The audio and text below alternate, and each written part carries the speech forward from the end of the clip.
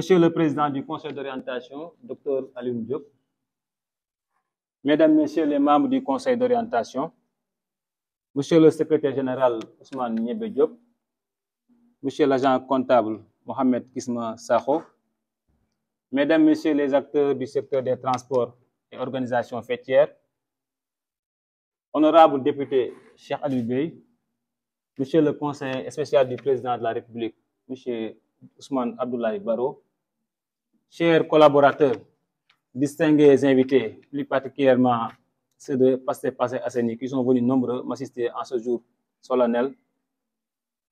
Permettez-moi, à l'entame de mon propos, de remercier du fond du cœur Monsieur le Président de la République du Sénégal, Son Excellence Bassirou Diomaye Diakhar Faye, pour avoir porté sa confiance sur ma personne dans les fonctions d'administrateur du Fonds de développement des transports terrestres.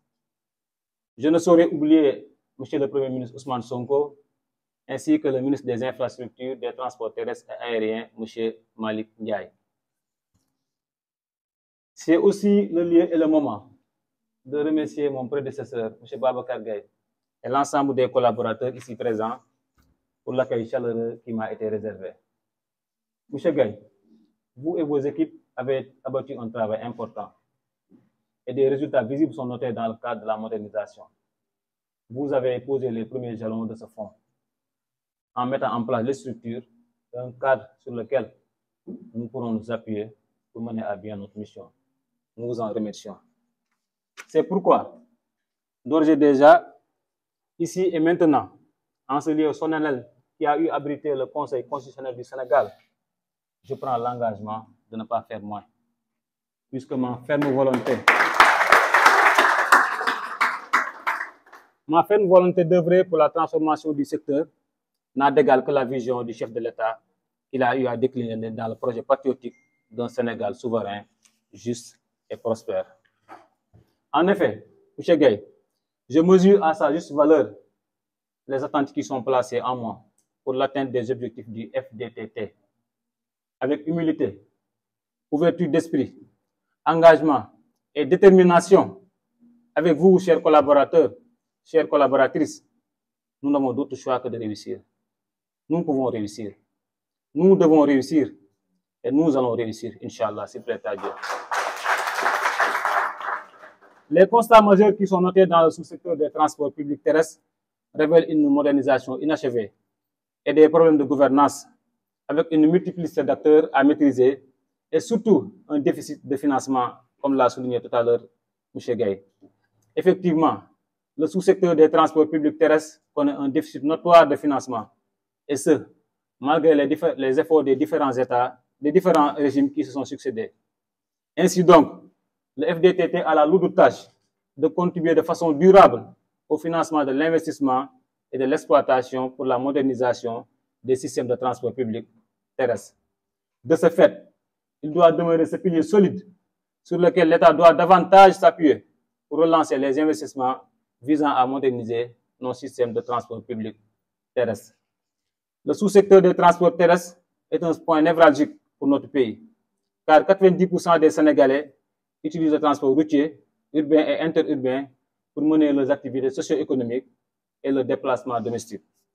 Ainsi, grâce à sa portée à la fois technique et sociale, la modernisation des moyens de transport constitue un levier de performance et de productivité des investissements publics et privés.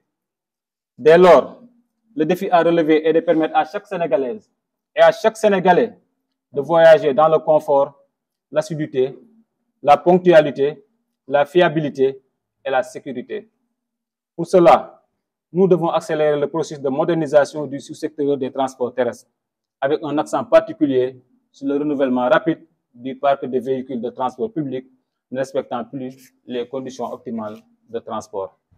Ceci permettra par la même occasion de diminuer considérablement les externalités négatives qui sont notées, telles que les accidents de la circulation, qui constituent un phénomène de plus en plus inquiétant de par leur ampleur, des dommages en matière de vies humaines et de dégâts matériels importants pour le pays. Mesdames et messieurs, nous ne nous fixons pas de limites dans notre quête de modernité, car nous sommes convaincus que ce qui se fait de bien ailleurs peut bel et bien marcher au Sénégal. L'objectif majeur étant, comme le rappelle souvent notre ministre de tutelle, M. Malik Ndiaye, changer le visage du transport au Sénégal. Aujourd'hui, il s'agit donc de faire face aux nouveaux défis, notamment l'urbanisation rapide, la nécessité de réduire les émissions de carbone et l'évolution des préférences de déplacement. Nous devons donc bâtir un système de transport plus efficace, plus inclusif et plus respectueux de l'environnement. Ainsi, nous renforcerons la sensibilisation et impliquerons davantage les acteurs du transport pour des actions plus concertées. Nous tâcherons de trouver les moyens suffisants pour permettre au FDTT d'atteindre les objectifs qui lui sont assignés. Car au-delà des dotations budgétaires et taxes parafiscales, nous comptons diversifier nos partenariats techniques et financiers afin d'accélérer le processus de modernisation du sous-secteur des transports publics terrestres. À toute l'équipe du FDTT, je dis bien équipe, car l'équipe est plus forte que le plus fort de l'équipe. J'exprime mon engagement à collaborer dans la loyauté et en toute franchise. Nous tâcherons de vous mettre dans les meilleures conditions de performance dans le respect des lois et règlements qui régissent notre fonctionnement. Nous sommes tous des patriotes soucieux du devenir de ce pays, le Sénégal, qui nous est si cher.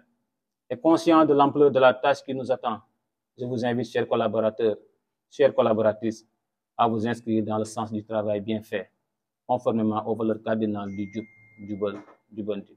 Je vous remercie de votre aimable attention.